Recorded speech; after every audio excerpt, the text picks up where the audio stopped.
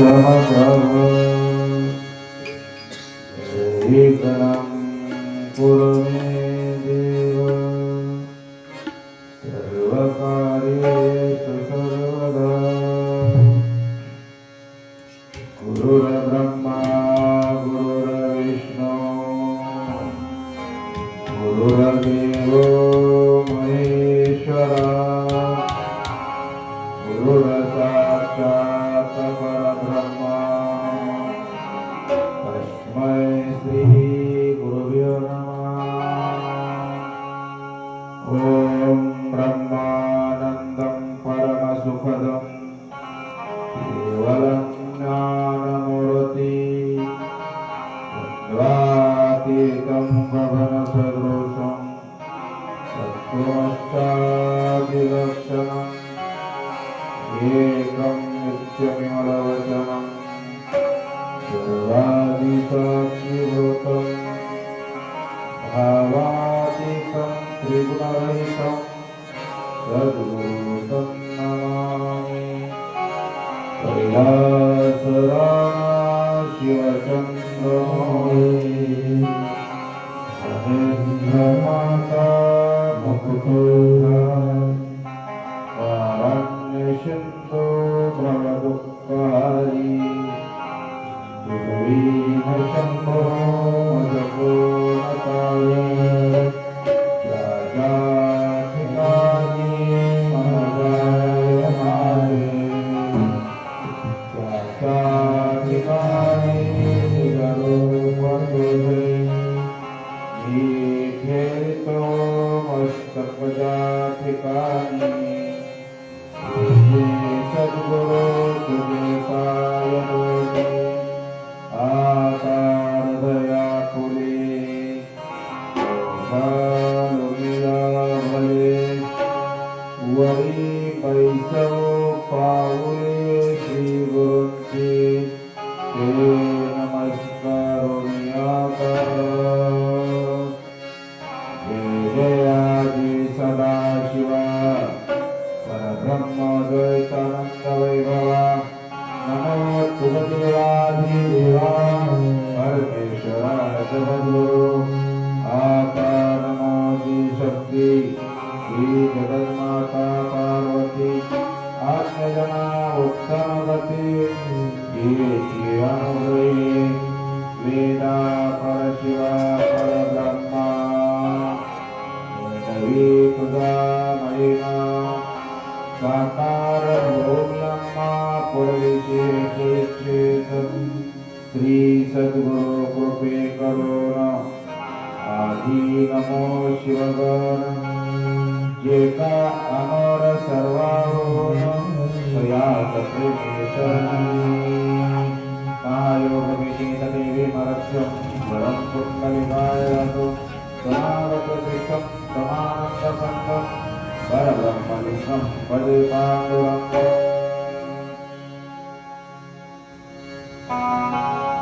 अनंत कोटी ब्रह्मांडनायक कर्तृबा करतो मान्यता करतो आपल्या सर्वांच्या हृदयात विराजमान असणार भगवान शिवशंकर यांच्या अनंत दिव्यचरणी कोटी कोटी प्रणिपात करो ज्यांच्या मुखातून पंचाचार्याचा उगम त्यांच्याही अनंत दिव्यचरणी कोटी कोटी प्रणिपात करून 12व्या शतकातील महान संत बसवेश्वरांना यांच्याही अनंत दिव्यचरणी कोटी कोटी प्रणिपात करून 16व्या शतकातील महान संत मन्मथ स्वामी माऊली यांच्या अनंत दिव्यचरणी कोटी कोटी प्रणिपात करून संत लक्ष्मण महाराज आदी करून शिवसंप्रदायातील सर्व संत मंडळी यांच्या अनंत दिव्यचरणी कोटी कोटी प्रणिपात करून आपल्या सर्वांच्यात असणारे गुरु ज्या महात्म्याने आपल्याला या संसार सागरातून पैल तीरावर नेण्याचं काम केलं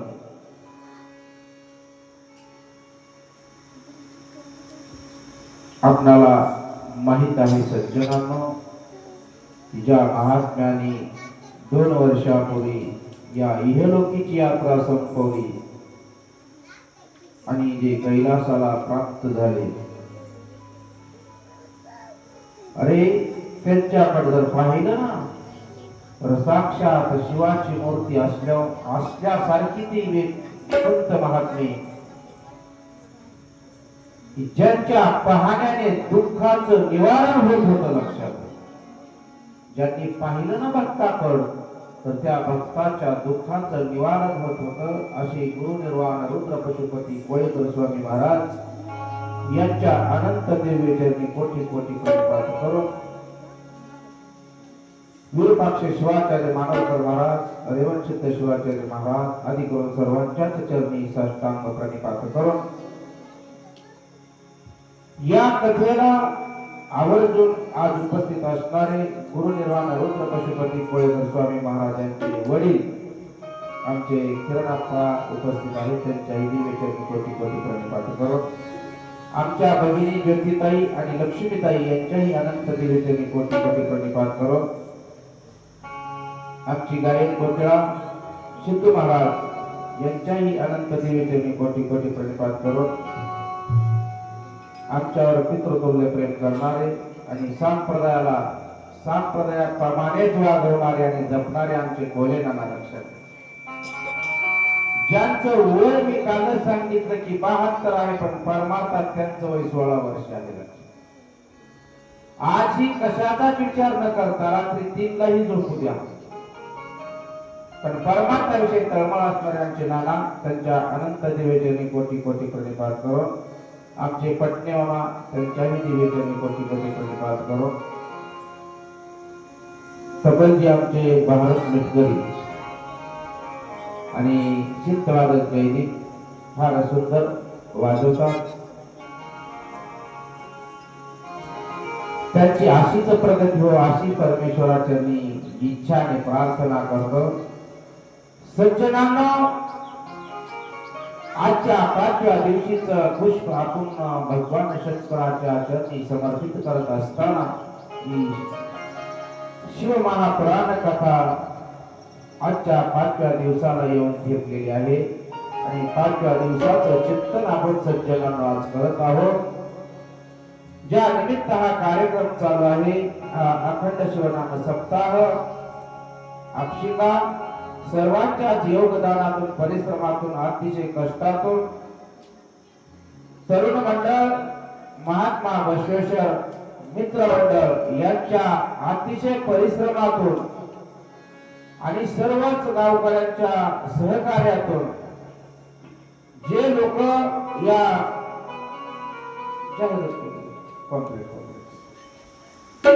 जे लोक या यज्ञामध्ये अन्नदान करतात ना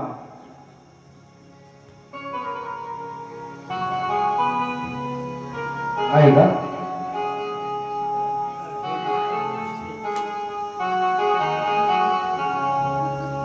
जे लोक या ज्ञान यज्ञामध्ये अन्नदान करतात त्यांच्यावर भगवान शंकराची अशीच कृपा हो आणि त्यांच्या प्रपंचात आर्थिक बाबतीत आतुनात भर पडावं.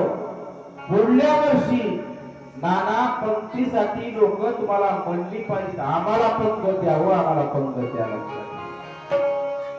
का तर सगळ्यात महत्वाचं काय असेल ना तर सगळ्यात महत्वाचं अन्नदान आहे हो अन्नदान आहे. एक लक्षात घ्या सांगून जाईल लक्ष्मीताई बाई चिकट नसू नाही बाई पहिल्यांदा चिकट नसू नाही पण बाईचा स्वयंपाक सुंदर असावा. पण असं कधीच होत नाही बाईचा स्वयंपाक सुंदर असतो पण अंतःकरण उधार नसतं.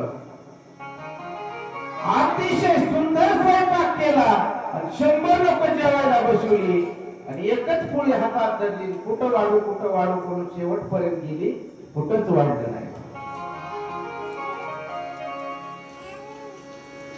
बाई सुग्रण नसू द्या स्वयंपाकात बाई सुग्रण नसू द्या तिने ठेसन भाकरी करू द्या पण खाणाराचा हात बाजूला सारू वाढलं पाहिजे तिला म्हणायचं बाई उधार अंतकरणाची.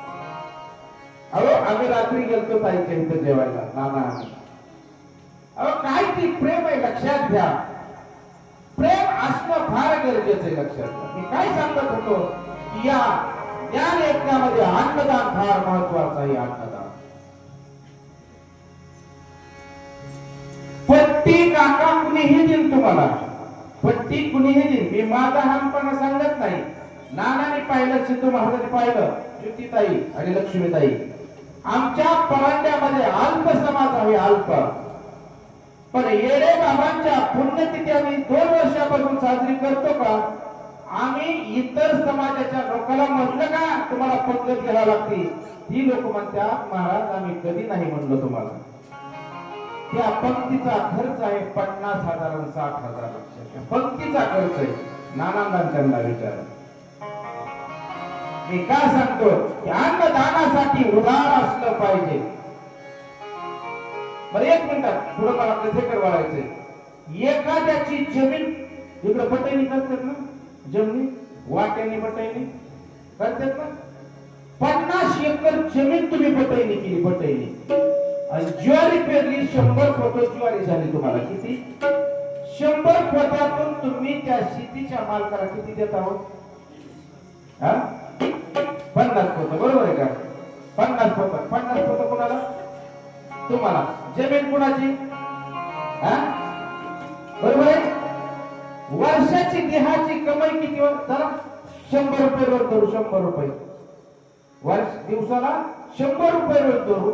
365 दिवसाचं 100 रुपये किती झालं? 3,650 धरा. चला 36. बरं 36,000. मला कधीच नाही जमत एवढं.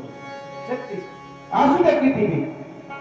आपण 3,500 करू. वर्षात किती कमवलं देहाने?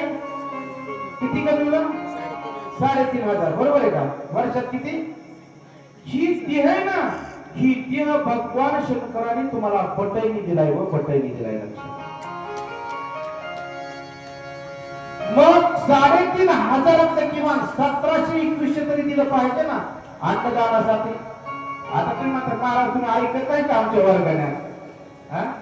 पण तुम्ही असं आत्मपरीक्षण करा ना. 100 रुपये हा देह कमीतोय का? अहो 100 रुपये तर आम्हाला गोव्याला गुटक्यालाच पुरा नाही. आलं का लक्षात? पुरतेच का? नाही सज्जनांनो. एक लक्षात घ्या, आपण जर एका हाताने दिला ना तर परमेश्वर 1000 हाताने तुम्हाला देतो. 1000 हाताने तुम्हाला. म्हणून अन्नदान फार महत्वाचं आहे सज्जनांनो. या 5व्या दिवशीचं जे अन्नदान आहे ना, हा नाश्ता श्रीरंग शिवलिंग देवने या उदार दात्याने अख्ख्या सगळ्या पारायणकर्त्या आणि भक्ती मंडळाला उत्कृष्ट असा नाश्ता देऊन उन्हाळ्याचा दिवस म्हणून मट्टा सुद्धा पाजला महाराष्ट्राला. म्हणून उदार दात्याला भगवान शंकराने 1000 हाताने देऊ. दुपारची जी जेवणाची व्यवस्था आहे ती बाळू भगवान लोके या दात्याने उदार अंतकरणाने सर्वांना मनसोक्त असं जेवण घातलं. त्यांना सुद्धा भगवान शंकराच्या वतीने हजारो महाराज आशीर्वाद त्यांच्या प्रपंचात अशीच भर करो. आणि संध्याकाळचं ज्यांचं जेवण आहे ना ते माणिक अंबादास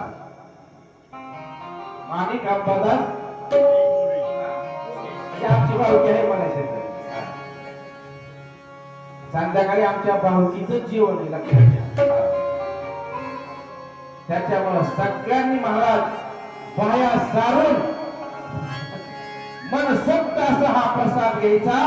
त्याही दात्याला उदार तक्रार करणारे प्रभुराम भगवान शंकराने प्रभुरामचंद्राने 1000 हाताने दान देव हीच इच्छा.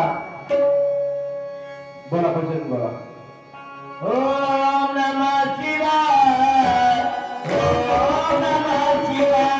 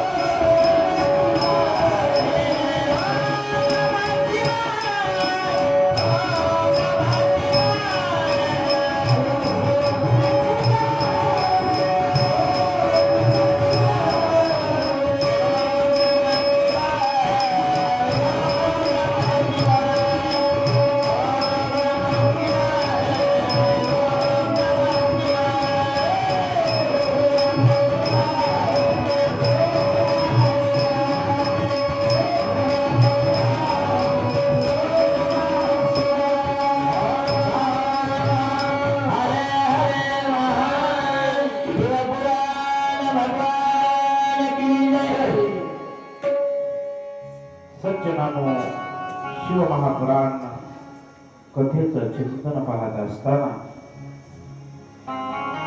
ज्या दक्ष प्रजापतीने साधना केली,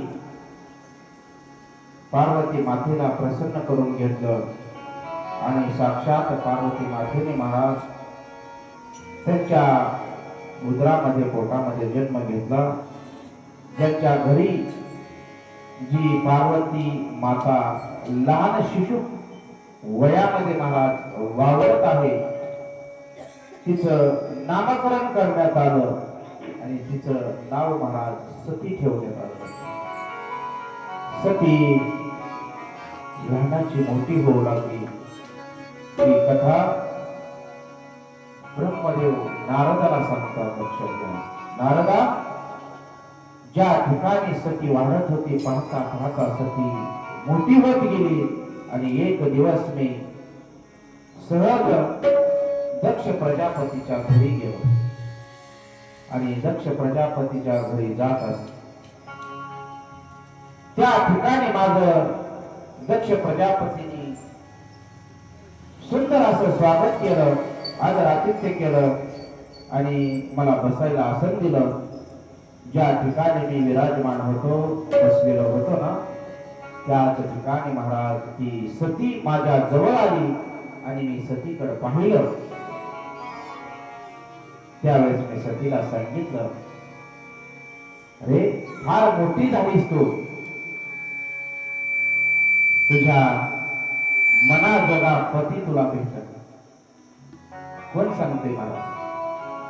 ब्रह्मदेव सांगतात. कुणाला? सतीला. ब्रह्मदेव कोण होते सतीचे? सतीचे ब्रह्मदेव कोण होते? दक्ष प्रजापती जर ब्रह्मदेवाचा मुलगा असेल तर ब्रह्मदेव सतीचे कोण असते? आजोबा असते. त्यावेळेस मला माहित आहे सती की तुला भगवान शंकर महादेवपती आवडतात आणि तुझ्या मनाजोगाच पती तुला भेटतो, असा आशीर्वाद देऊन दक्ष प्रजापती च्या आश्रमातून घरून ब्रह्मदेव आपल्या निजधामाला गेले आणि सतीने आपली जी इच्छा आहे ना, ती इच्छा आपल्या आईपाशी प्रगट केली. आई, माझी मनोमन इच्छा आहे त्या भगवान शंकराच्या शिवालयात किंवा मला भगवान शंकर वर मिळावा म्हणून मला साधना करायची आहे, मला तपश्चर्या करायची आहे. अरे भगवान शंकर हा देव पती मिळावा म्हणून जी देवी साधना करते ना, काय भाग्यवान असेल होती स्त्री. लक्षात घ्या. तर मी सांगून गेलो भगवान शंकराचं स्वरूप कसं आहे, मी दुसऱ्या दिवशी आपल्याला सांगितलं. कसं आहे भगवान शंकराचं स्वरूप? त्यांचं राहणं बी चांगल्या ठिकाणी नाही, पण एक लक्षात घ्या की ते कसे जरी असले ना, तर या ईश्वराची निर्मिती नव्हे या जगाला निर्माण करणारा जर कोण असेल ना, तो माझा भगवान शिव आहे. हो माझा भगवान शिव. जीवाचं दुःख हरण करणारा कोण आहे, जीवाला योग्य दिशा देण्याचं काम कोण करत असेल ना, तो भगवान शिव करतो. भगवान शिव करतो. आणि एक संपूर्ण सज्जनांना तुम्हाला, ज्यांनी दिव्यभान हरकुंडाची साधना केली, ज्यांनी आपलं मन भगवान शिवाच्या चरणावर एकाग्र केलं ना, तो भगवान शंकर सज्जनांनो एक ना एक दिवस आपल्याला भेट दिल्याशिवाय राहत नाही. हो, आपल्याला भेट दिल्याशिवाय तो कसाही असू द्या, पण त्याचा दृढ विश्वास, त्याचा निश्चय महाराज त्याच्या पायावर असणं फार गरजेचं आहे. सांगून जाईल सज्जनांनो, अरे त्याला कशातच ज्ञान नाही ना, त्याला साक्षात भगवान शंकर शिवानी पार्वती आई साहेबांनी नंदिनी गणपतीने भेट दिली. ज्याला ज्ञानच नव्हतं आणि ज्याच्या जीवनामध्ये नावच असं होतं की आर्याच्या देहाला म्हणत होते ना, तो समाजावर कधीच सरळ चलत नव्हता. तो समाजावर सारखा आडवा चालायचा व सारखा आडवा चालायचा. खरं सांगू का, नाना सांगून जाईल, गावगावाशी बरीच आडी आहे, बरीच आडी आहे. चांगल्या कामाला कधीच महाराज प्रोत्साहन देणार नाही, पण चांगलं काम हाणून पाडणारी लई लोक आहेत. मी सांगून जाईल संजयनानो, दिंडीला वाट लावायला जाता नाही आली तरी चालत. काय सांगतो, दिंडीला वाट लावायला जाता नाही आलं तरी चालत, पण किमान दिंडीची वाट तरी लावू नका, दिंडीची वाट तरी लावू नका. आलं सज्जनांनो, माता ऋषीच्या दिशेने चालत होते. माता ऋषी हे भगवान शंकराचे उपासक आहेत. पण ज्या रस्त्याने माता ऋषी चालत होते त्या रस्त्याला महाराज माता ऋषीला जो व्यक्ती भेटला ना, त्याला विचारलं काय नाव आहे तुझं. 2 मिनिटात उत्तर समोर जाईल भगवान शंकर काय आहे. त्यावेळेस सांगितलं की काय नाव आहे तुझं. या तिहाला आर्या म्हणतात, आर्या. माता ऋषीने विचारलं, अरे माझी मनोमन इच्छा आहे, तू माझ्या आश्रमात यावा, येशील. सांगितलं महाराज आश्रमात येईल, पण एक लक्षात घ्या, मला खाण्यासाठी रोज 4 शेर अन्न लागतं. किती शेर? 4 शेर अन्न लागतं, मला अन्न द्यावं लागतं. ठीक आहे म्हणते. मात्र ऋषीने जो आडवा, त्याला परमार्थाचा, ज्याला देवाचा कसलाच बंध नव्हता, अशा त्या दगडाला महाराज आश्रमात आणलं. आश्रमात पाहता पाहता 14 दिवस निघून गेले आणि शिवरात्रीचा दिवस उजळला आणि माता ऋषीने सांगितलं, आज सगळ्याला शिवरात्र आहे, आज आश्रमामध्ये अन्न शिजवलं जाणार नाही. त्यावेळेस आर्या म्हणला, ओ गुरु, अरे गुरु कुणाला म्हणायचं, बोले तैसा झाले त्याची वंदारी पाहुणे. अहो तुम्ही तर सांगितलं ना मला 4 शेर अन्न देतो, आणि आहे आजचा दिवस उपवासी किंवा उपवास केला पाहिजे. आर्याने सांगितलं चालणार नाही, मला 4 शेर अन्न दिलं पाहिजे. महाराज माता ऋषीने सांगितलं, तुला 4 शेर अन्न दिलं जाईल, पण हे अन्न महाराज शिवाच्या बाहेर जाऊन शिजवावं लागतं. त्याला शास्त्र सांगितले महाराज, शिवरात्रीच्या पर्वामध्ये तुम्हाला सांगून जाईल मी.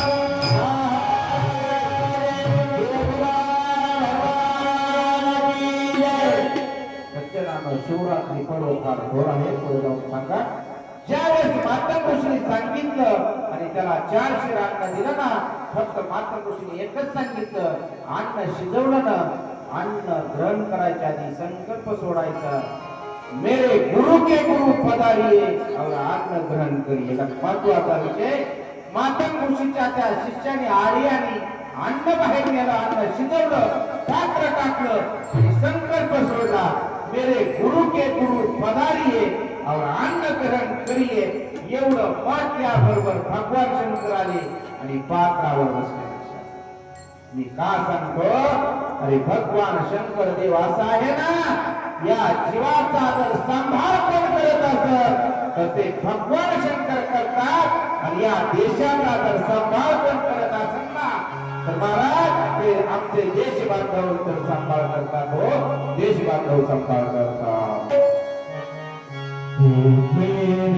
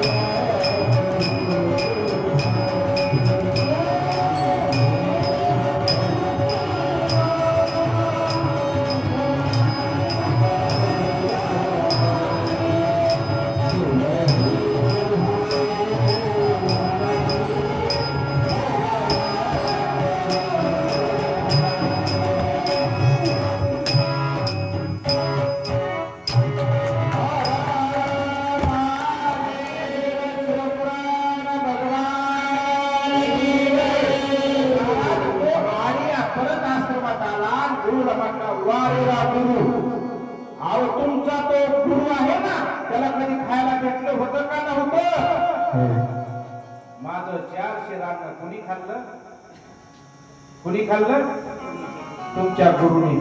आता माझा प्रश्न आहे, आर्याची शिवरात्र कशी झाली हो? निरंकार. आपली सुद्धा शिवरात्र असती निर्जला. आपण सुद्धा म्हणतोय, अहो एक आजची माझ्या पैशाची मिळती ताई म्हणजे महाराज आज माझी जी शिवरात्र आहे ना म्हणजे निर्जल आहे, आणि आजची काहीच खात नाही का? म्हणजे महाराज काहीच खात नाही. उठलं स्नान झालं की एक तांब्या म्हशीचं दूध घेते, त्या चहापत्ती टाकते, तेवढा एकच तांब्या चहा करून घेते. आधी चहा घेता का अजून काय घेता नाही हो महाराज, म्हणजे काहीच घेत नाही. 10 वाजता म्हणजे फक्त आणि फक्त म्हणजे 8 किलो म्हणजे पेट खजूर खाते. म्हणलं परत नाही म्हणजे महाराज 1 वाजता 2 दसम्या, थोडं बटाट आणि त्याला तुंडीला मीठ लावलेलं शंकर असतात, थोड्या पापड्या तळलेल्या असतात. वा जिभार निर्जल आहे म्हणजे तुमची शिवरात्र. म्हटलं परत काय घटक नाही म्हणजे महाराज परत काहीच नाही 4 वाजता म्हणजे 2 नारळ पाणी पिते आणि म्हटलं संध्याकाळी म्हणजे संध्याकाळी काहीच खात नाही म्हणजे फक्त अर्धा किलो भगर करते आणि 1 लिटर दूध त्यात तेवढंच खाते. मी म्हणलं निरंकार करती का आमोनिया खाती ही निर्जला आहे का नाही सज्जनांनो निर्जला कशाला म्हणायचं जो तोंडात पाणीही घेत नाही जो तो भगवान शंकराची अहो रात्र साधना करतो दिवसभर त्या भगवान शंकराला जप करतो. ओम नमः शिवाय ओम नमः शिवाय ओम नमः शिवाय एवढा जीवाने जप केला ना त्याची निर्जला शिवरात्र झाल्याच्या रात नाही पाहता पाहता दुसरी शिवरात्र उजळली आणि त्या आडी आणि मागे काका 8 शेर द्या का 4 शेर तुमचा गुरु खातो आणि 4 शेर मला 8 शेर दिलं तीच अवस्था झाली अन्न शिजवलं संकल्प सोडला भगवान शंकर निघाले पार्वती आई साहेब म्हणता कुठं जाताय काय माहिती रोज मध्ये दर शिवरात्रीला आता मला बी तुमच्या बरी यायचंय आता पात्र किती टाकली होती 2 महाराज संकल्प सोडला दोघही पात्रावर येऊन बसले अन्न ग्रहण केलं. आता आर्याची शिवरात्र कशी झाली निर्जला 3ऱ्या शिवरात्रीला हीच अवस्था 12 शेरांत आणि गणपती मला तुम्ही दोघच जाता मला बी यायचंय. 4थ्या शिवरात्रीला महाराज नंदी आला आणि 4थ्या शिवरात्रीला तसं झालं 5व्या शिवरात्रीला मात्र त्यांनी सांगितलं आता 24 शेर अन्न द्या 5 चोक 20 माझं 4 शेर त्यावेळेस सांगितलं कळत नव्हतं का गुरुला महाराज माहित होतं पण जीवाचा उद्धार कोण करत असेल ना जीवाचा देव बनवण्याची ताकद कोणाकडे असेल ना तर ती माझ्या गुरुमाऊलीकडे व ती माझ्या गुरुमाऊलीकडे. माता ऋषीने सांगितलं आता अन्न शिजलं आणि पात्र टाकलं संकल्प सोडला की मला चपळवा यायचं. महाराज आर्याने पात्र टाकलं संकल्प सोडला आणि 14 जण महाराज पात्रावरून बसली आणि या धावत गेला ओ गुरु तुमचे गुरु आले म्हणून महाराज माता ऋषी धावतच आले आणि माता ऋषीने पाहिलं भगवान शंकर आहे माता पार्वती आहे त्यांच्या बरोबर गणपती आहे आणि नंदी आहे. लक्षात घ्या माता ऋषीने भगवान शंकराला दंडवत केला नाही पण साक्षात आपल्या गळ्याला छातीला धडकून महाराजाला मिठी मारली. त्याला आर्या म्हणतात ज्याला कशाचं ज्ञान नव्हतं त्याला देवाचं दर्शन घडलं फक्त आपल्या निष्ठेमुळं.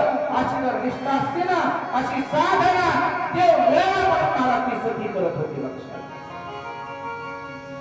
की मला भगवान शंकराने वर्ण पाहिजे भगवान शंकर माझे पती झाले पाहिजे म्हणून साधना करत असताना ती अशा प्रकारची साधना करत होती. महाराज प्रत्येक महिन्याला जी साधना होती कोणता प्रसाद होता तो प्रसाद भगवान शंकराला व्हायचा आणि निरंकार महाराज उपवास करायचा का फक्त अवस्था होती देव माझा मी देवा देव माझा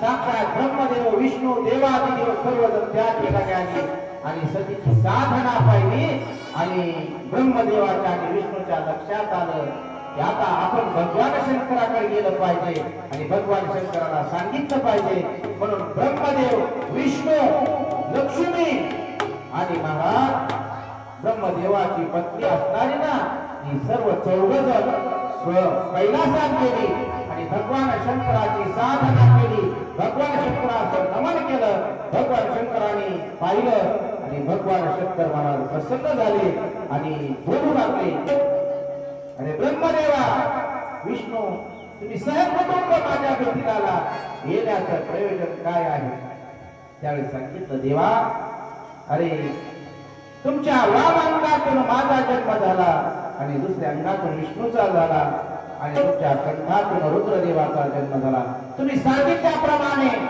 सृष्टीची रचना सृष्टीचं पालन संवार करण्याचं काम आम्ही केलं अरे आम्ही सहपत्नीक आहोत आणि आमची सुद्धा इच्छा आहे हो की तुम्ही सहपत्नीक व्हावं तुम्ही संसारिक व्हावं तुम्ही पत्नी करावी ही आमची इच्छा आहे कोण सांगतंय कोणाला देवा देवाला सुद्धा सांगावं लागतं लग्न करायला आलं का आम्हाला कोणच म्हणे नाही लग्न करा आमच्या पोरांना होय अवघड आहे मला पण खरं सांग का या ठिकाणी मुलं नाहीत काका पण मुलं जर असतील ना तुम्ही फक्त आमच्या सोसायटीचं सदस्य व्हा तुम्ही फक्त आमच्या सोसायटीचं सदस्य व्हा रोज सकाळी उठून भस्म लावा इष्टलिंग पूजा करा रुद्राक्षाची माळ धारण करा आणि भगवान शंकराचं नाम मुखात घ्या बाई बसमाई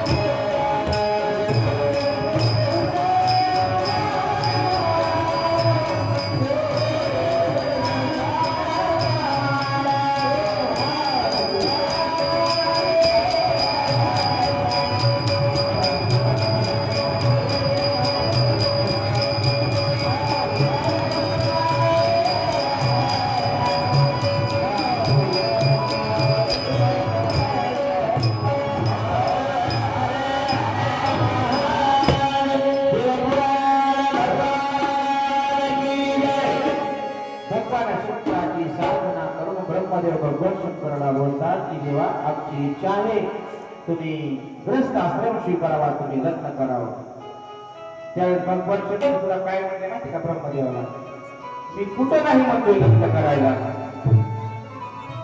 काय म्हणते भगवान शंकर ब्रह्मदेवाला मी लग्न करायला कुठं नाही म्हणतोय पण एक आहे ब्रह्मदेवा मी लग्न करून काय करणार का अरे माझं वास्तव्य मशानात आहे मी राहतो मशानात मी सारखा समाधीत असतो मी सारखा चिंतनात असतो पण माझ्याकडे जर पाहिलं मी सांगत नाही ग्रंथ सांगतोय आलं का लक्षात माझ्या अंगावर कपडे नाहीत पण मी ज्याला धारण केलंय त्याला पाहून लोकांना मूर्छित होते खरं सांगा तुम्हाला आता आपण इथं सगळीजण बसलो आणि एखादा बारका एवढा एवढा आला इथं बारका मी सांगतो काय अवस्था होईल एक लक्षात घ्या जो काळा त्याला भगवान शंकर म्हणतात. जो काळावर विजय मिळवतो त्याला भगवान शंकर म्हणतात. त्याला भगवान शंकर म्हणतात. अरे काल को तो अपने गले में पहनता है ना भगवान शंकर. हाँ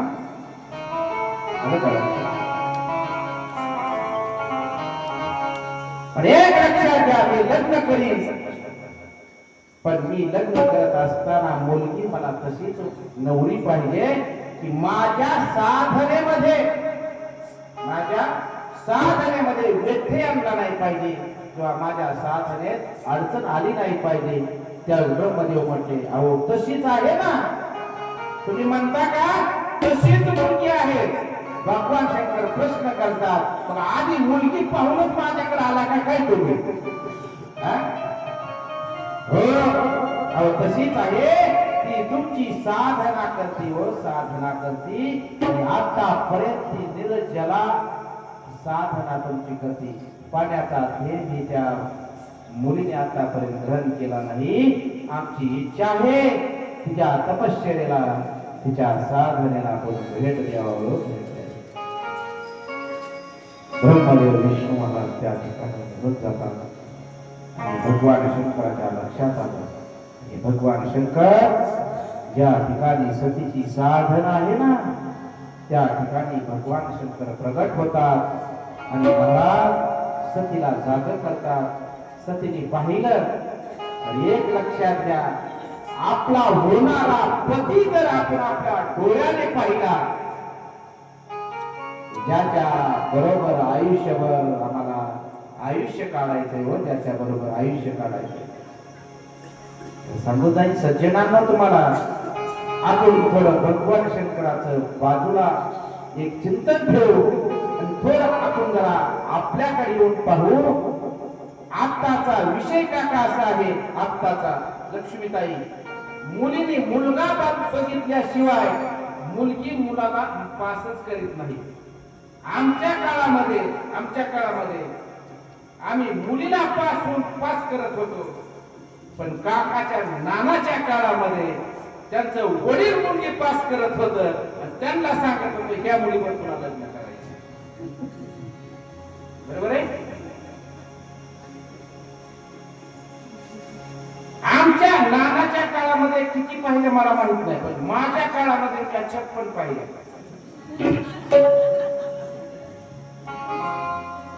मी किती पाहिल्या? 56 पाहिल्या. खरंच ताई आता पश्चाताप होतो.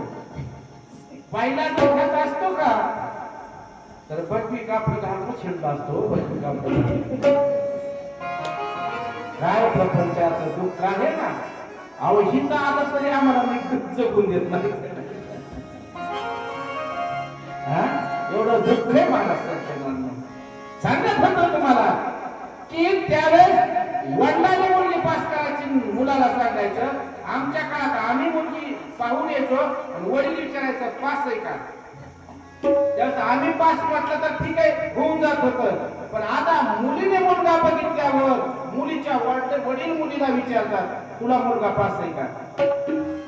मुलगी जर नाही म्हटली ना आणि मुलाला विचारला तो ती म्हणतो कशी बी असू द्या,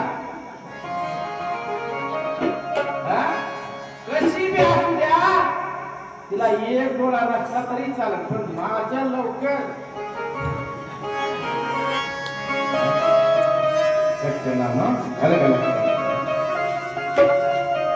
काय म्हणायचं काका 40-42 वर्षाचे झाले महाराज. काय दिवसाने मसुबाला सोडण्याची पाळी येऊ नये म्हणजे बात झाला आपल्याला. या पूर्वपदावर भगवान शंकर महाराज त्या ठिकाणी प्रगट होतात आणि सतीला जागर करतात. सती पाहते महाराज आपला पती, पण ज्यावेळेस सती भगवान शंकराकडे पाहते ना, जरा तुम्ही उठा मी सांगतो तुम्हाला. उठा जरा सतीचं, उठा उठा उठा उठा महिला म्हणतात उठा उठा. ज्यावेळेस सती भगवान शंकराकडे पाहते त्यावेळेस सतीला वाटतं की कैलासातच गेले.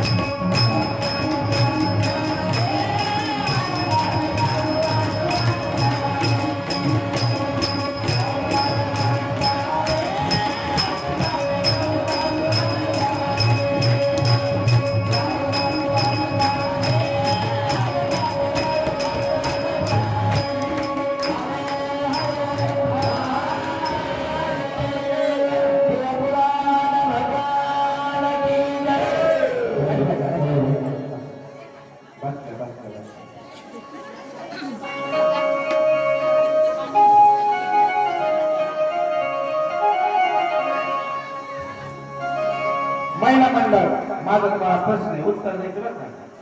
उत्तर मी तुमच्या मुलासारखा आहे. मी तुमच्या मुलासारखा आहे, मला उत्तर द्यायचं. आपल्या घरी आपल्या मुलाचं जर लग्न असलं, मुलाचं किंवा मुलीचं असलं, जीवाची किती धांदल असते हो? खरं सांगा, किती धांदल असते? हा, असते का नाही? किती प्रसन्न जीव असतो, सारी एकाग्रता कुठं असते?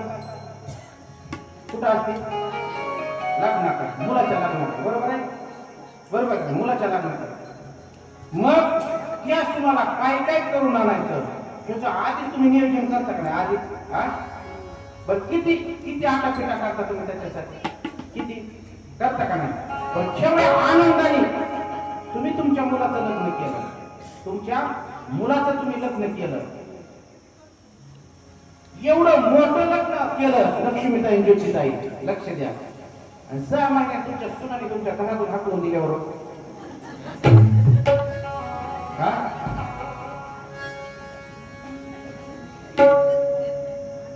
अहो सज्जनानो, एक लक्षात घ्या, हिथं आनंद लुटायला त्याला अंतःकरणच महाराज हळवं लागतं व अंतःकरण हळवं लागतं. आलं का? पुढे जाऊन सांगू, पुढे जाऊन ज्योतिताई, एक आजीने मला चहा प्यायला नेलं. चहा म्हणजे महाराज चला घरी चहा प्यायला. चला आजी जाऊ. त्यांच्या घरी चहा प्यायला गेलो ना, तर आजी मधल्या मजल्यात राहत होती. कोणच्या? 3 मजली बिल्डिंग होती. वरच्या मजल्यात एक मुलगा राहत होता आणि खालच्या मजल्यात एक राहत होता. आजी कुठं राहत होती माहिती का? मधल्या मजल्यात. यामुळे का आजी भाड्याने गेल्या का आपल्या? नाही महाराज. मग तुमच्या तर कुटुंबात कोणच दिसत नाही, तुम्ही एकटंच दिसतात. म्हणजे खरे सांगू का महाराज, वरच्या मजल्यात माझा मोठा मुलगा राहतो, तो इंजिनियर आहे. आणि खालच्या मजल्यात जो माझा मुलगा राहतो ना, तो डॉक्टर आहे. महाराज, पहिला मुलगा 6 वर्षाचा होता आणि दुसरा मुलगा 3 वर्षाचा होता.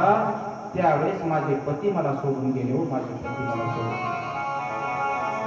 मी अहोरात्र कष्ट केलो, नको त्याची मोलमजुरी केली, नको त्याचं काम केलं म्हणा. या जीवाची पर्वा कसलीच केली नाही. माझ्या मुलांना घडवलं, एकाला डॉक्टर केलं, एकाला इंजिनियर केलं हो, एकाला इंजिनियर केलं. आजी तुम्ही त्यांच्यावर का राहत नाही? महाराज ती तर तुम्हाला सांगते ना, तीच तर तुम्हाला सांगते. 15 दिवस महाराज वरचा मुलगा सांभाळतो मला आणि 15 दिवस खालचा मुलगा सांभाळतो. 30 दिवस गेलं आणि 31 दिवसाचा जर महिना आला ना, तर 1 दिवस उपाशी राहते हो, मी उपाशी राहते. काही जीवाची अवस्था असं, महिन्यातला 31वा दिवस जर आला तर आमचा मुलगा मला खाऊ घालत नाही, पण आम्हाला खाऊ घालणारा जर कोण असेल ना, तो आमचा भगवान शंकर हो, आमचा भगवान शंकर.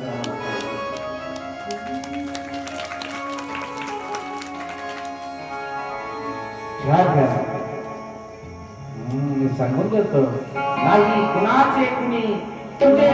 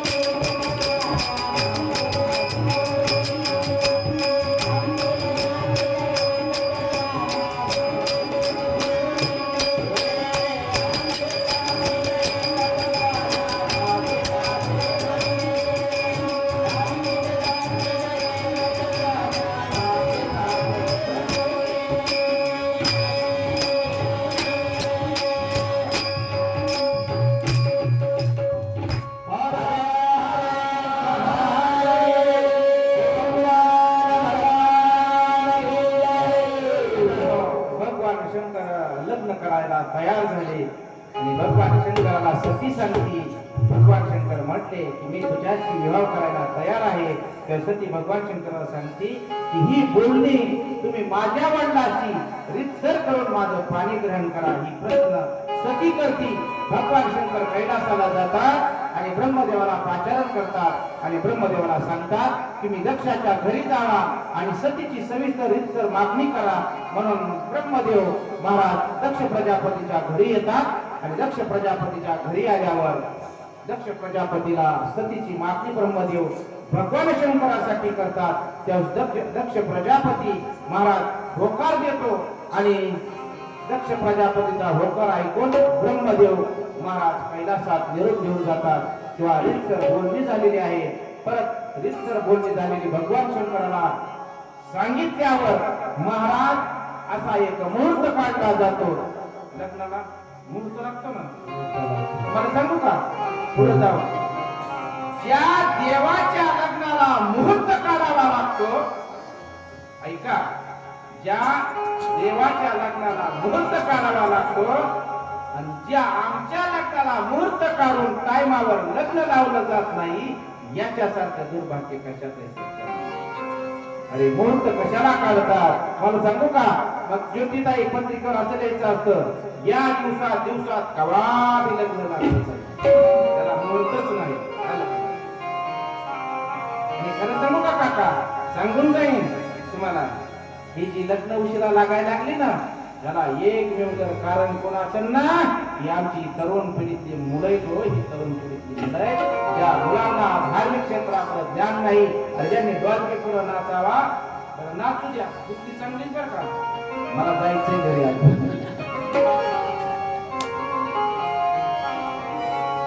बरं ते काय अशी नाचत नाहीत महाराज, आलं का? त्यासाठी दुरावस्था कशात हो सज्जनांनो, एक सांगून जाईल. अरे माझी कथा नाही ऐकली तरी चालल, भगवान शंकराचं चिंतन नाही कधी केलं तरी चालल, पण किमान आपली मुलं वाम मार्गाला जाऊन देऊ नका रे, वाम मार्गाला जाऊन देऊ नका. एवढंच पत्ते पाळावं, एवढंच पत्ते पाळावं. आमचा मुलगा कुठं जातो, काय खातो, काय पितो, आणि रात्री 12-1 वाजेपर्यंत आमचा मुलगा आमच्या घराचं दार बघत नाही. जो येतो ना महाराज, त्याला लवकर घराचं दार सापडत नाही, लवकर घराचं दार सापडत नाही. त्याला वाटतं ना माझा मुलगा व्यसनी निघला नाही पाहिजे, माझ्या मुलाने माझं एक सांगू का, अरे मुलगा व्हावा ईसा गुंडा आणि ज्याचा तीही लोकी चेष्टा. सांगून जाईल तुम्हाला सज्जनांनो, बापाची ओळख मुलाच्या नावाने व्हावा, बापाची ओळख मुलाच्या नावाने व्हावा. अरे मुलगा बापाच्या नावाने ओळखला जातो ही गोष्ट आता काही एवढी नाही, पण मुलगा आहे ना, मुलाने बापाचं नाव महाराज जगामध्ये गाजवलं पाहिजे. त्याला सज्जनानं सांगून जाईल. मुहूर्त काढला गेला आणि वराडी मंडळी महाराज आणायला ब्रह्मदेव गेले. ज्यावेळेस वराडी मंडळी निघाली ना कुणाच्या लग्नाला, कुणाच्या? भगवान शंकराच्या. त्यांची वराडी मंडळी कशावर होती तुम्हाला माहिती नाही काका? मागचा जर काळ आठवला ना लक्ष्मीताई, तुम्हाला माहित आहे का? मला माहिती नाही, पण आम्ही सांगतो आमचा अनुभव. ज्यावेळेस लग्न लावली जायची ना मागच्या 25, 30, 35 वर्षापूर्वी, त्याचं वराड बैलगाडीने जात होतं. त्याचं वराड कशाने जात होतं? बैलगाडीने जात होतं. आणि ज्याचं लग्न आहे त्याला आदल्या दिवशी 400-500 भाकरी करावं लागत होत्या आणि 2-3 किलोची जवसाची चटणी करावी लागत. जरा भूतकाळात मला घेऊन जातोय सज्जनांनो मी. आणि त्या बैलगाडीला तट्या असायचा, तट्या लावलेला आणि वैरण बांधलेली असायची. त्यावेळेस महाराज स्पर्धा लागायची, माझी गाडी पुढे जाती का तुझी गाडी पुढे जाती. पळापळीच्या धावपळीच्या बैलगाडी कुणाच्या तरी गाडीचं आकातून चाक निसटावा, कुणाच्या तरी गाडीचं आकातून चाक निसटावा आणि गाडी खाली पडावा. पण तरी सुद्धा ते दुःख न मानता ती आकात चाक घालून परत तो शेतकरी स्वच्छ व्हायचा आणि कुठंतरी बारवाच्या झाडाखाली बारवापाशी एखाद्या झाडाखाली गाड्या सोडायच्या आणि ती चटणी भाकरी खायची आणि ती मुक्कामाला गाडी मारा टाकण्याला पाहिजे. बरं किती काही जेवायला काय होतं माहिती का? याच गुलाबजामुन मट्टा श्रीखंड पुरी चपाती मटकीची भाजी वांग्याची भाजी पालक पनीरची भाजी असलं काहीच नव्हतं.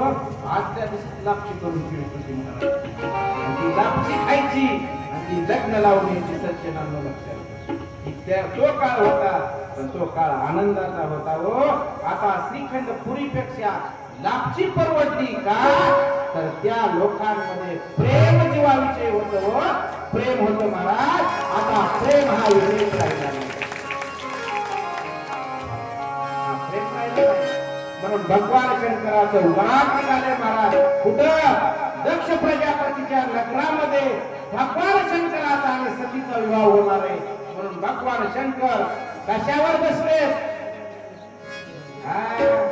नंदीवर बसले भगवान शंकर महाराज. ब्रह्मदेव विष्णू पत्नी निघालेत महाराज आणि वराड महाराज आता नगराच्या जवळ आले. दक्ष प्रजापतीला कळलं. दक्ष प्रजापती वराडाचं स्वागत करायला गेलेलं आहे. आपल्याला सुद्धा वराडाचं स्वागत करत होती का? वराडाचं स्वागत करत होती नाना आणि त्यावेळेस वराडाला जानवासा देत होती. जानवासा आता जानवासाची गरजच नाही. जानवासा कुठं काय कुठं हा विषय राहिला नाही सज्जनांनो. पण त्यावेळेस एका ताटामध्ये गुलाब नारळ तुपी तावेल घेऊन जायचं आणि ती त्या वराडी मंडळीला घालायची आणि कडकडून मिठी मारायची ना. याच्या अंतकरणातलं प्रेम त्याच्या अंतकरणात आणि त्याच्या अंतकरणात त्याच्या अंतकरणात या प्रेमाचा एक जीव होत होता. म्हणून तर त्या दोघांचं जीवन सुखी जात होतं. सुखी महाराज आता लग्न लागलं ना वर्षात चुडी टिकती का नाही ही पंचायत आहे मला. म्हणून वराडांचं स्वागत केलं आणि महाराज दक्ष प्रजापतीच्या नगरामध्ये वराड आले आणि आता मूर्त जवळाला भगवान शंकराला साथ चढवलाय. नवरी मुलगी महाराज मंडपामध्ये आले आणि साक्षात महाराज ब्रह्मदेव अंतरपटा धरून मंगलाष्टिका म्हणू लागला आणि सगळ्याच्या सानिध्यामध्ये भगवान शंकराचा आणि सतीचा विवाह झाला. हर हर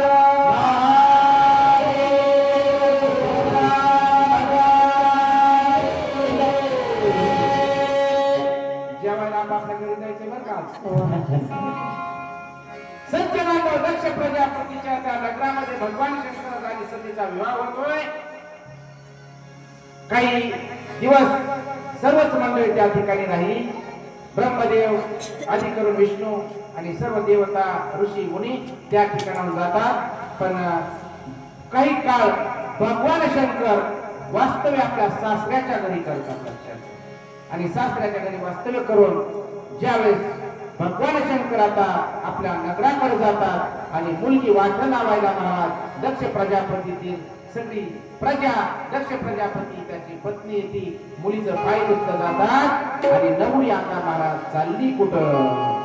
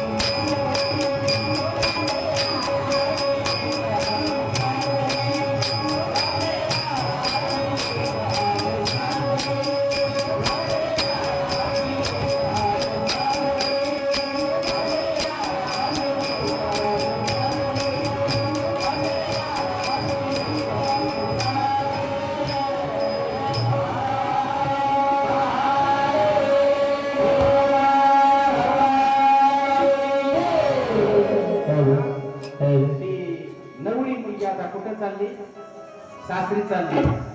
पहिल्या सासरी जाणाऱ्या मुली पहिल्या ज्यावेळेस सासरला निघायच्या का सगळ्याच्या गळ्यात पडून रडायच्या. सगळ्याच्या गळ्यात पडून चुलत्याच्या पडणार, चुलतीच्या पडणार, आईच्या पडणार, काकाच्या गळ्या पडणार, पण बापाच्या गळा पडत नव्हती.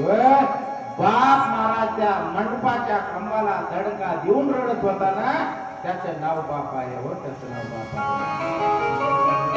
दुःख असतं ना बापाचं, ते बापाचं दुःख वेगळंच असतं. पण ती प्रेम आता राहिले का? आता आई रडायला लागली का तर नवरी आईला सांगते कशाला रडती.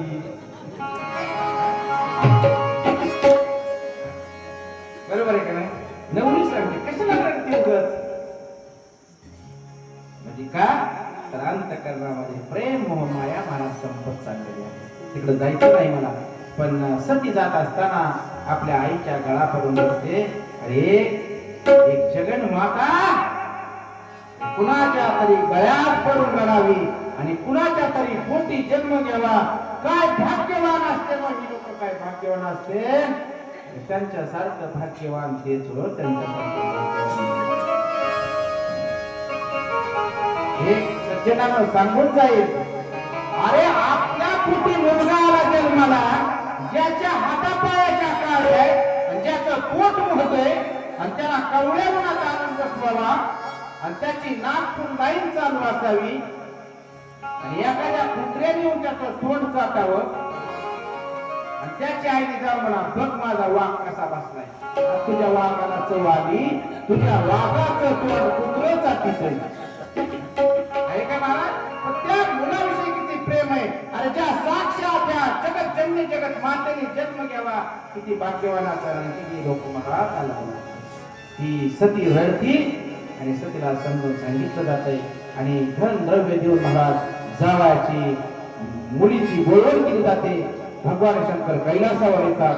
कैलासावर आल्यावर एकांतात भगवान शंकर आणि सती बसतात. सती भगवान शंकराला महाराज भक्तीचा महिमा विचारती.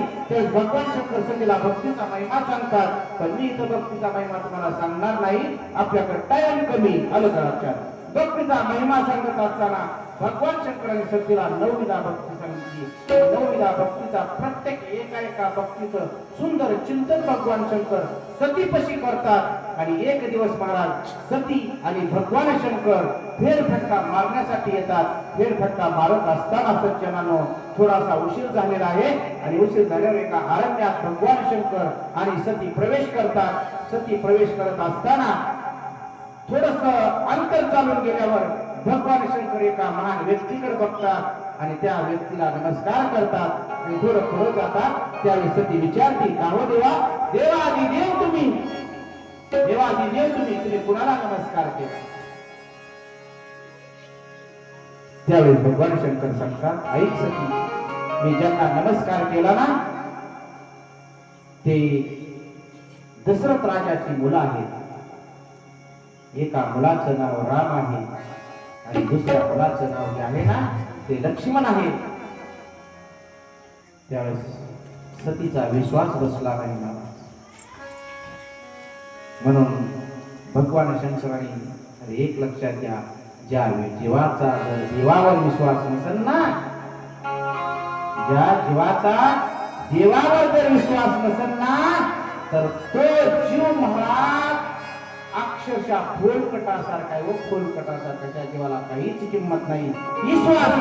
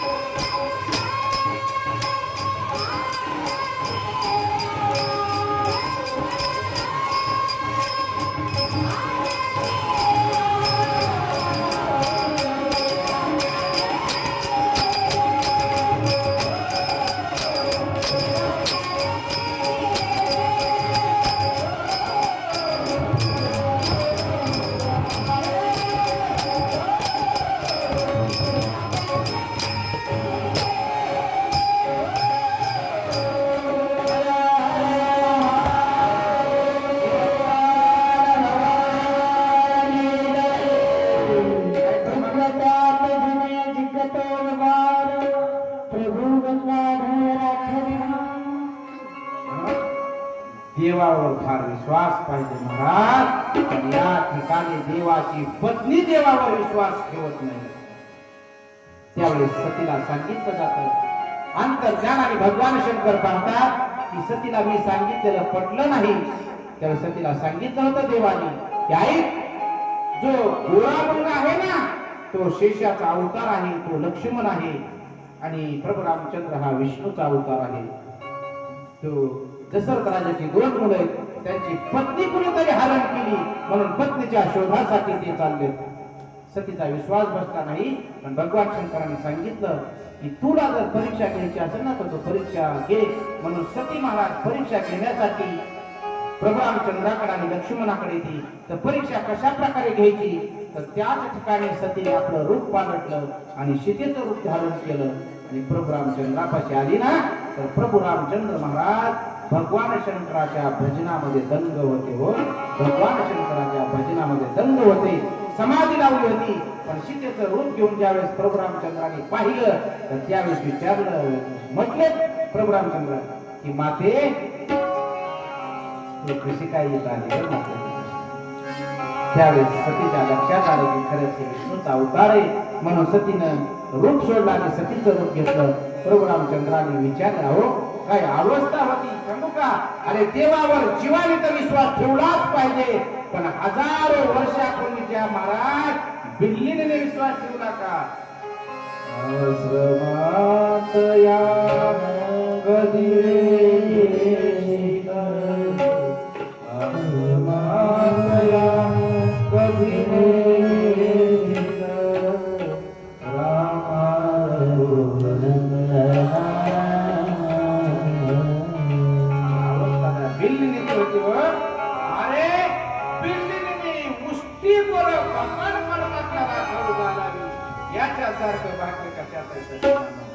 जायचं नाही मला.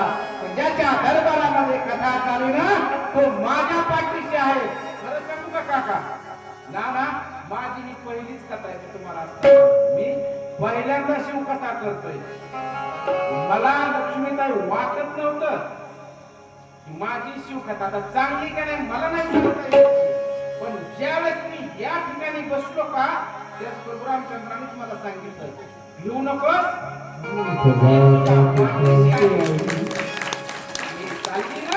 त्यांच्याच आशीर्वादाने ही कथा चालली. त्यावेळेस सज्जनानो सती विचारती की भगवान शिव तुम्हाला नमस्कार का करतात. त्यावेळेस सांगितलं त्यांनी गोशाळेत एक महाल तयार केला. त्या महालाला विश्वकर्माला पाचारण केलं, महाल तयार केला, एक सिंहासन केलं. त्या सिंहासनावर भगवान शंकराने मला बसवलं. सगळ्या देवदेवतांना निमंत्रण दिलं आणि असणारं वैभव सगळं मला भान केलं आणि माझा अभिषेक भगवान शंकराने करून ती सगळी गोशाळा माझ्या ताब्यात दिली. म्हणून तर गाई गोपाळ आणि कृष्णाच्या अवतारात मी आजही त्याच ठिकाणी त्यांचं संगोपन करतोय. म्हणून भगवान शंकर मला एवढे प्रिय. नवे नवे भगवान शंकरचा मी मुलगा आहे. मी आहो रात्र जर कुणाचं चिंतन करत असेल ना तर ते भगवान शंकराकडे चिंतन करतो. म्हणून त्यावेळेस विचारलं परमात्मा कोण आहे तर त्यांनी सांगितलं त्या ठिकाणी परमात्मा एका झाडाखाली बसलेला आहे. सगळा वृत्तांत झाला. सतीने प्रभू रामचंद्राचा निरोप घेतला आणि सती महाराज आता भगवान शंकराकडे येती झाली. पण ज्यावेळेस भगवान शंकराकडे सती येत असताना सती आपल्या मनाला खाऊ लागली. सती आपल्या मनाला खाऊ लागली. एक लक्षात घ्या, एका शब्दात त्याची पत्नी ऐकती.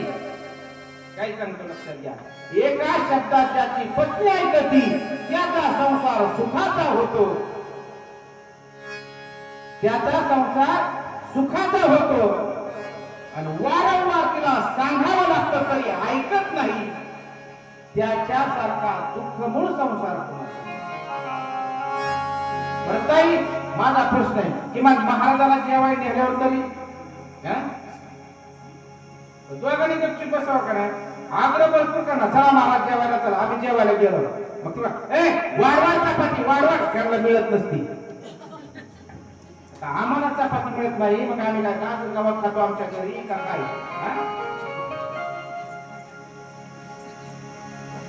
आम्ही सांगून आहे, एक वेळेस मुंबईला एका व्यक्तीने मला जेवायला सांगितलं. म्हणजे मला जेवायला आमच्या. ठीक आहे, काय करणार? मला काय करू तुम्ही सांगा. म्हणजे मी इच्छा भोजन देतो, तुम्ही काय खाणार? म्हणजे बासुंदी खाणार. त्यांनी बासुंदी खाऊ घातली मला. मी बी बासुंदी एवढी खाल्ली लक्ष्मीताई, 2-2.5 लिटर बासुंदी ओढली. बरं आता मी काय बाळ काय का?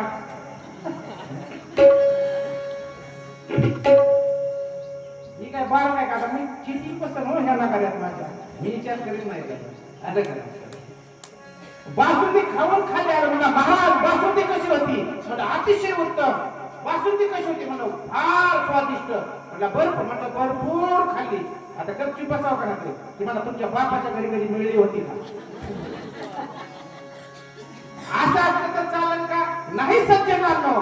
म्हणून भगवान परमात्म्याला जात असताना शंकराकडे सतीच्या मनात चुकचुक पाच चुक चुकली आणि म्हणजे मी माझ्या पतीवर विश्वास ठेवला नाही आणि साक्षात विष्णूचा अवतार असणारे प्रभू रामचंद्र सती भगवान शंकरापाशी गेली. सतीला विचारलं, सती घेतली का परीक्षा भगवान शंकरांनी? सती घेतली का प्रभू रामचंद्राची परीक्षा? सतीने मान खाली घातली. पण एक लक्षात घ्या, आकाशवाणी झाली आणि आकाशवाणीने सांगितलं की भगवान शंकर तुमच्यासारखा तत्वनिष्ठ देव आतापर्यंत पाहिला नाही, तुमच्यासारखा एकनिष्ठ देव आतापर्यंत पाहिला नाही आणि तुमच्यासारखा त्याग करणारा सुद्धा देव आतापर्यंत पाहिला नाही. आकाशवाणी झाली. पण अगोदर सतीचा त्याग भगवान शंकराने केला आणि सतीने दक्ष प्रजापतीला काय प्रश्न केला की ज्या दिवशी माझा अपमान होईल त्या दिवशी मी तुझ्या घरातून निघून जाईन. सांगितलं होतं मी माझा देह त्याग करीन. महाराज प्रभू रामचंद्राला सुद्धा कोणी शाप दिलता आपण शिवमहापुराणात ऐकलं. नारदाला माकडाचं तोंड दिल्यामुळे नारदाने सांगितलं होतं एक दिवस तुला मृत्यू लोकात प्रभू रामचंद्राचा अवतार घ्यावा लागेल आणि तुला सहकार्य कोण करतील तर मला तू वानराचं तोंड दिलं ना, वानराचं तोंड दिल्यामुळं एक दिवस वानरच तुला सहकार्य करतील. प्रत्येक शब्द जर तुम्हाला असेल ना, हा प्रत्येक शब्द महाराज माझ्या शिवमहापुराणात आला हो. माझ्या एका एका शब्दात माझा रमाकांत दडलेला आहे हो, माझा रमाकांत दडलेला आहे सज्जनांना. त्यावेळेस आकाशवाणी झाली आणि सतीने पाहिलं अंतर्जालाने. तिला कळलं की भगवान शंकराने आपला त्याग केलाय आणि त्याग केलेला पाहिल्यावर सती महाराज फार दुःखी झाली, कष्टी झाली आणि डोळ्यातून अश्रू येऊ लागले. पाहता पाहता दोघेही कैलासावर गेली महाराज आणि कैलासावर जात असताना बराच काळ निघून गेला आणि एक दिवस सती आणि त्यांच्या मैत्रिणी एकाग्रते ठिकाणी महाराज शांत ठिकाणी बसले असता आकाशातून महाराज चंद्र आणि रोहिणी चाललेली पाहिली आणि त्यावेळेस त्या सतीने पाहिलं आणि सतीने विचारलं की तो चंद्र कुठं चाललाय जरा विचारले. म्हणून त्या सतीची सखी चंद्राकडे गेली आणि चंद्राला विचारलं, हे चंद्रा तू कुठं चाललास? त्यावेळेस सांगितलं मी कुठं चाललेला आहे, मी काही घेतला भाग थोडा टाळलेला आहे. लक्षात घ्या आपल्याकडे टाइम कमी आहे. पण ज्यावेळेस दक्षाचा अपमान झाला, भगवान शंकर उठले नाही, त्यावेळेस दक्षाने त्या ठिकाणी बरीचशी भगवान शंकराची निंदा केलेली आहे. नंदिनी दक्ष प्रजापतीला शाप दिलेला आहे. तो कथाभाग आपण थोडा बाजूला ठेवलेला आहे. म्हणून महाराज त्या सतीने विचारल्यावर त्या चंद्राने त्या सतीच्या सखीला सांगितलं आणि सखीला सांगत असताना की आम्ही कुठं चाललेलो आहोत दक्ष प्रजापतीच्या घरी यज्ञ अवलंबून आहे आम्ही त्या ठिकाणी चाललेलो आहोत दक्ष प्रजापती यज्ञ अवलंबत असताना महाराज त्या ठिकाणी कुणाला भगवान शंकराला निमंत्रण दिलं नव्हतं ऋषी मुनी साधू संत ब्रह्म विष्णू महेश अनेक त्या ठिकाणी आहेत आणि अनेक त्या ठिकाणी असताना भृगु ऋषीने सांगितलं की अरे दक्षा ज्या ठिकाणी भगवान शंकर नाहीत त्या ठिकाणी तू यज्ञ करतो ना तर तुझा यज्ञ बोल ठरेल का तर ज्याच्या आशीर्वादाने हा यज्ञ सफल होतो त्याला भगवान शंकर म्हटलं जातं त्याला भगवान शंकर म्हटलं जातं त्याला आशीर्वादच भगवान शंकरचा लागतो त्यावेळेस हा यज्ञ सफल होतो म्हणून काही ऋषी मुनींनी महाराज त्या यज्ञातून त्याग केला आणि निघून गेले जाता जाता भृगु ऋषीने सांगितलं होतं एक लक्षात घे तुझ्या यज्ञाचा विध्वंस झाल्याशिवाय राहणार नाही म्हणून सांगून महाराज ते ऋषी गेले ज्यावेळेस दक्ष प्रजापतीच्या दिशेने चंद्र जात होता आणि चंद्राने सांगितलं त्यावेळेस सतीच्या लक्षात आला आणि सतीला सांगितलं की दक्ष प्रजापतीच्या घरी यज्ञ अवलंबला आहे आणि यज्ञ अवलंबला आहे ती सगळी तिकडे चालले तर सतीला वाटलं आणि माझ्या वडिलांनी आणि मला यज्ञाला नाही बोलवलं माझ्या घरी यज्ञ आणि मला यज्ञाला नाही बोलवलं तुम्हाला एक प्रश्न आहे तुमच्या वडिलाच्या घरी तुमच्या सख्या बहिणीचं लग्न असावं कोणाचं सख्या बहिणीचं आणि तुम्हाला पत्रिकाच नाही दिली काय वाटत तुम्हाला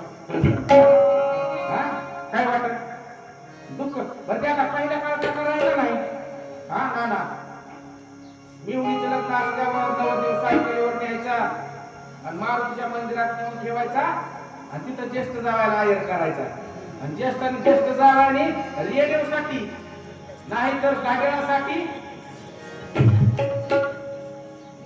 बरोबर आहे का नाही तिथं आडून बसायचं लय लोकांनी निर्माण करू द्या पण ती ज्येष्ठ जावाई काय कापडच घालीत नव्हता आणि ज्येष्ठ जावानी कापड घातल्याशिवाय लग्नच लागत नव्हतं कोणीतरी कुणाच्या तरी हातात जुनं घालायचं घाल बाबाजी पण चल आलं का लक्षात काय सांगतो तो काय वेगळा होता लग्नाचा आणि ज्येष्ठ जावाई बसून बसायचा पण आता ह्या जावयाला निमंत्रण नाही आणि मुलीलाही निमंत्रण नाही सज्जनांनो फार कथा सुंदर आहे आणि कथा जर एक गावाने ऐकली ना तर ज्याचं अंतकरण हळू होतं का तो महाराज त्याच्या डोळ्यातून पाणी येताना वाटतं रे देवा कधीतरी एक वेळा भेटते रे मला कधीतरी एक वेळा भेटते त्यावेळेस महाराज सतीला कळलं आणि सतीने सांगितलं ठीक आहे नाही बोलू द्या पण माझ्या वडिलाच्या घरचा येत नाही मी गेलं पाहिजे म्हणून सती भगवान शंकराजवळ जाते आणि भगवान शंकराला प्रश्न करते हो ऐकलं का पण एक लक्षात घ्या जी पतीच्या आज्ञेशिवाय घर सोडत नाही जी पतीच्या आज्ञेशिवाय घर सोडत नाही तिला पतिव्रता म्हटलं जातं जी पतीच्या आज्ञेशिवाय घर सोडलं जात नाही तिला पतिव्रता म्हटलं जातं आणि जी पतीला विचारूनच जात नाही पतीला आता विचारायची प्रत्यक्ष कुठं राहिली का तू आता विचारायचंच नाही सज्जनांनो कायम नाही आपल्याकडे लक्ष देत आहे नाही तर सांगितलं असतं तुम्हाला संस्कृती कुठे केली आता आपलं जीवन सगळं चाललं हो कुठं ज्योतिबाई फक्त पुण्या मुंबईला लक्ष्मीताई पंचायत पडती तिसऱ्या मजल्यावर राहणारा माणूस खालूनच चॅटिंग करीत जातो आणि जातो चॅटिंग करीत करीत चौथ्याच्या घरात घुसतो त्याच्या घरची ती महिला चॅटिंग करीतच असती ती घरात जाती पाणी आणून देती ही पाणी इकडं पेटवून चॅटिंग करतो आणि ती पाणी घेऊन आत जाते चॅटिंग करते त्या घराचा खरा मालक येतो आज शिरतो त्या माणसाला बघतो ती बी चॅटिंग करीतच येतो ती म्हणतो रॉंग नंबर ती आठव्याच्या घरात घुसतो महाराज अवस्था कशाची असेल ना ही फक्त मोबाईलची अवस्था आहे वापर करा सज्जनांनो पण त्या कामापुरता त्याचा वापर करा चला पुढं सज्जनांनो दक्ष प्रजापतीच्या यज्ञासाठी भगवान शंकराची अनुमती सहमती घेण्यासाठी सतीसाठी आणि विचारली कावो देवा आपण जाऊया ना मध्ये यज्ञामध्ये. भगवान शंकर सांगतात, सती तुला माहित आहे तुझ्या वडिलाच आणि माझं जमत नाही. तुझ्या वडिलाच आणि माझं मागच्याच त्या यज्ञामध्ये तुझा वडील तुला काय बोललाय तुला माहिती. तर मी यज्ञात येणार नाही. त्यावेळेस सती प्रश्न करते, तुम्ही जर नसाल तर मी जाऊ का. तर सतीला भगवान शंकर महाराज सहमती देतात. सती तुला जायचंय तर तू जाऊ शकती, पण जात असताना सती तू असं जाऊ नको. आपल्या ऐश्वर्यासहित लवा जम्या सहित तू दक्ष प्रजापतीच्या यज्ञाला जा. 60,000 गण सैन्य महाराज दक्ष भगवान शंकर सती बरोबर देतात आणि सती महाराज दक्ष प्रजापतीच्या यज्ञाकडे प्रस्थान करते. पाहता पाहता सती यज्ञाच्या त्या दक्षाच्या यज्ञात जाती. महाराज बहीण पाहती, बहीण सतीला बोलत नाही. आई पाहती, आई सतीला बोलत नाही. का तर दक्ष प्रजापतीने आधीच सांगितलं होतं महाराज, सती इकडून तिकडे फिरत होती, तिकडून इकडे फिरत होती, पण सतीला कोण बोलत नव्हतं. वारंवार आपल्या वडिलांच्या समोरून जात होती, पण वडील विचारित नव्हतं. त्यावेळेस सतीचा राग अनावर झाला आणि सती महाराज संतापली. तुम्हाला सांगू का, पुढे जाऊन सांगू का, देव तापला तरी चालेल, देव तापला तरी चालेल, पण देवीने कधी तापू नये. आपल्या घरात देवी जास्त तापात असणार. आपल्या घरात मी दृष्टांत सांगितलं होता की वाघ नावाचा माणूस होता गावात, कुणालाच भेट नव्हता. वाघ नावाचा माणूस होता गावात, कुणालाच भेट नव्हता, पण बायकोला लई द्यायचा. गावाने विचारलं, का हो तुम्ही कुणालाच भेट नाही पण बायकोला लई देतात. मला त्याचं एक कारण आहे. म्हणला माझं आडनाव आहे वाघ, तिचं आडनाव आहे वाघ मारे. नाही कळलं, तिचं आडनाव काय आहे वाघ मारे, म्हणून वाघ वाघ मारायला लई भेटतो. आलं का? जायचं नाही, पण एक लक्षात घ्या सज्जनांनो, आपलं कसं आहे माहिती का, सिंगल दिलं की थांबला आणि डबल दिली की सुटला. पण सिग्नल घरातून मिळल्याशिवाय आपण महाराज जाऊ शकत नाही. सिग्नल घरातूनच मिळला पाहिजे. असं आहे का जगामध्ये बायकोचं कोणच ऐकत नाही? असं आहे का? नाही. एका राजाने दौंडी दिली की ऐका, आपल्या नगरामध्ये बायकोचं कोण ऐकत नाही ना, त्यांनी एका बाजूला उभा राहा, आणि बायकोचं जे ऐकत त्यांनी एका बाजूला उभा राहा. सगळी लोक यायची नगरातली आणि बायकोचं ऐकत त्याच बाजूला उभा राहायचं. राजाने पाहिलं, म्हणलं आपल्या नगरात आणि बायकोचं ऐकायला एक बी नसून नाही का. तेवढ्या वेळात एक आला आणि एका बाजूला उभा राहिला. नावा मला आनंद वाटला. कोण म्हणला? राजा म्हणला, एक का व्हायला आपल्या नगरात बायकोचं ऐकणारा नाही. म्हणला असं कुणी म्हटलं तुम्हाला? कोण म्हणला? तो ग्रस्त म्हणला. मग म्हणला माझी बायको म्हणली लई गर्दी पुसू नको, एका साईडला उभा.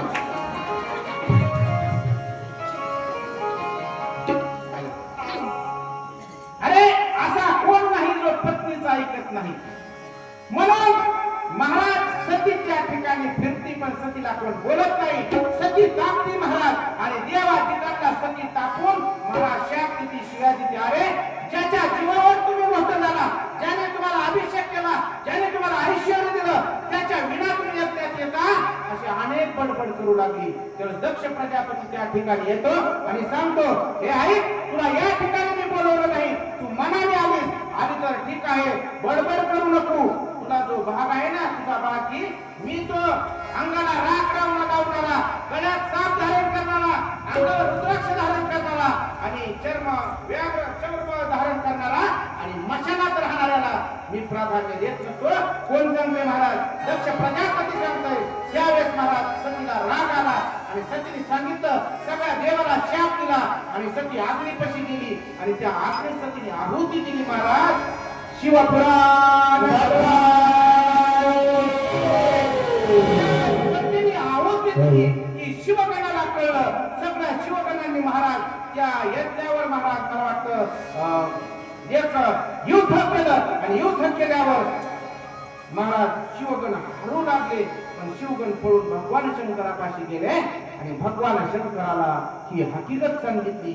त्यावेळेस भगवान शंकराचा राग सज्जनानं अनावर झाला. संत आपल्याला भगवान शंकर, अरे माझी सती मला सोडून दिली, आहुती दिली. त्यावेळेस भगवान शंकराला राग आला महाराज. आणि राग आल्यावर भगवान शंकर तापले आणि आपली जटा महाराज एका दगडावर आपटली आणि त्या जटेतून महाराज वीरभद्राचा अवतार झाला. आणि वीरभद्राने भगवान शंकरापाशी हात जोडले आणि विचारलं की मी काय आपलं काम करू शकतो. देवा, मी आपल्याला शरण आहे, आपण मला काम सांगा, ते काम मी पूर्ण करतो. त्या वीरभद्राला भगवान शंकर सांगतात की दक्ष प्रजापतीने यज्ञ अवलंबनाच्या यज्ञामध्ये सतीने आहुती दिली, त्याच्यावर चाल करून जायचंय. म्हणून महाराज ते वीरभद्र सहगणासहित त्या दक्ष प्रजापतीकडे चाल करून गेले आणि दक्ष प्रजापतीच्या यज्ञावर महाराज युद्ध सुरू झालं. महाराज प्रत्येकाला धरून कुणाचं मुंडकं उडीत होते, कुणाचे पाय उडीत होते. दक्ष प्रजापतीचं युद्ध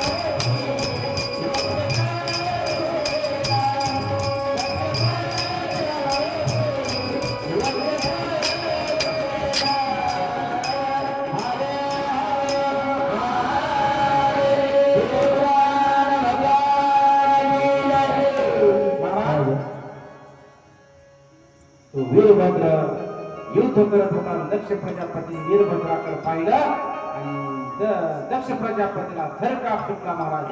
दक्ष प्रजापती धावून पळू लागला. धावून पळत असताना वीरभद्राने त्या दक्ष प्रजापतीला धरलं आणि दक्ष प्रजापतीचं महाराज मुंडकं छाटलं. ते मुंडकं घेऊन महाराज ते मुंडकं यज्ञात टाकून दिलं आणि दक्ष प्रजापतीला महाराज मारून वीरभद्र भगवान शंकराकडे गेले. पण सगळ्या देवतांना महाराज कळवळ आली. सगळ्या देवतांनी भगवान शंकराची साधना केली, प्रार्थना केली आणि भगवान शंकराला सांगितलं की काही करून दक्ष प्रजापतीला जिवंत करावं लागेल. भगवान शंकराने सांगितलं मी जिवंत करीन, मी जिवंत करीन. त्याला मुंडकच नसल्यावर तो जिवंत कसा होईल? का त्याचं मुंडक वीरभद्राने कुठं टाकले? आणि खरं सांगू का, सगळ्या कुलदैवतामध्ये सगळ्यात जर कडक कुलदैवत कोणतं असेल ना तर ते कोणतं आहे? वीरभद्राचे. फार कडक आहे महाराज. त्यावेळेस विनंती केली पण महाराज वीरभद्राने मान्य केली नाही. म्हणून दक्ष प्रजापतीला महाराज येडक्याचं बोकडाचं तोंड आणि दक्ष प्रजापती जिवंत झाला. सज्जनांनो, आजची ही शिवकथा या ठिकाणी पूर्ण विराम घेत आहे. कल मिलेंगे ठीक 2 बजे.